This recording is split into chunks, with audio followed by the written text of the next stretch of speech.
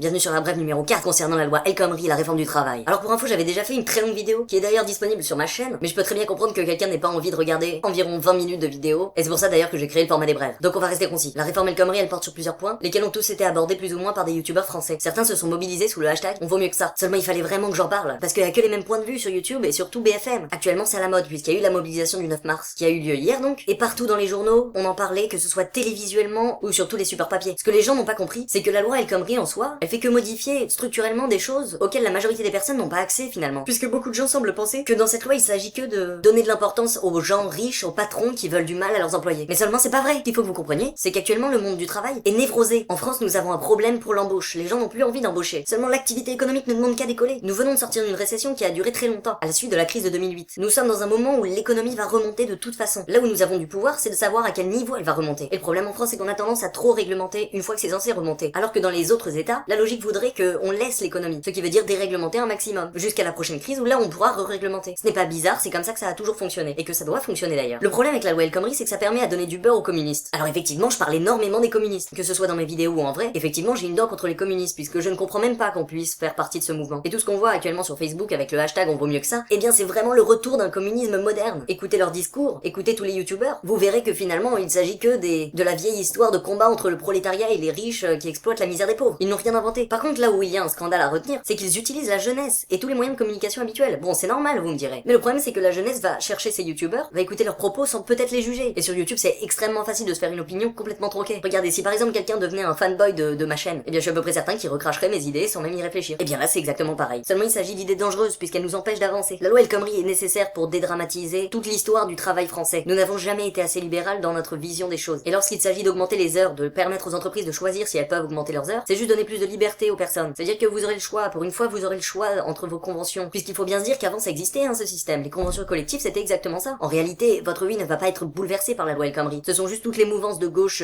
qui veulent a priori condamner le gouvernement en place, histoire de s'émanciper en disant oui d'accord j'avais voté Hollande mais je m'attendais pas à ça, ils sont pas vraiment de gauche, gna gna gna. Tout ça c'est juste de la frustration d'un parti politique. Et la jeunesse sert évidemment comme conducteur, comme catalyseur, mais comme ça a toujours été le cas. Je vous demande donc de vous faire votre propre avis et arrêtez de nous sortir ce principe de lutte des classes que l'on revoit année après année, siècle après siècle, c'est toujours pareil. Le droit du travail a besoin d'une réforme et celle-là apporte des réponses. Elle brise des tabous que même la droite n'a pas osé briser, c'est-à-dire un retour au libéralisme. Et non, le libéralisme c'est pas du tout ce que vous pensez de la lutte des classes et du patronat qui est au-dessus de tout. J'en ai marre de voir une vidéo YouTube dans laquelle un youtubeur va t'expliquer que finalement, à partir du moment où tu travailles, ça veut dire que t'es exploité. Ou alors qu'on ne t'exploite pas à ta propre valeur. Et seulement tout ce que les gens oublient, c'est que le travail doit être chiant. Si le travail n'est pas chiant, ce n'est pas un travail, c'est un loisir. Même si on aime son travail, on est censé ne pas vouloir le faire tout le temps. Ne soyez pas réduits à cette division. Et pensez par vous-même, je vous en supplie. Allez, gros bisous.